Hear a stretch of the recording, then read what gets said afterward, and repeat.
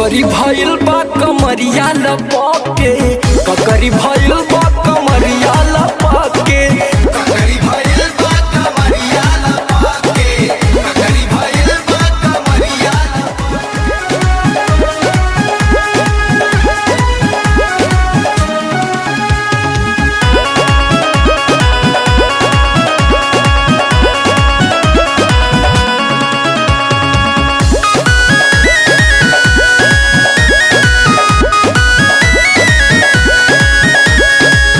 गर्मी से भीजल बा देह देवरू हो की जलबा।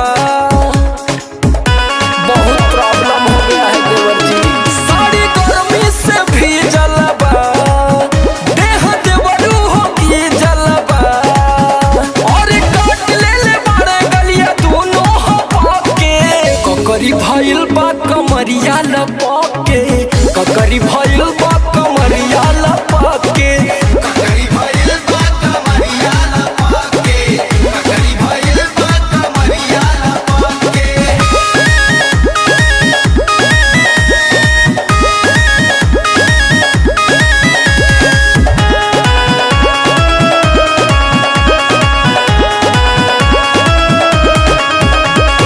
छत पे छूटल बा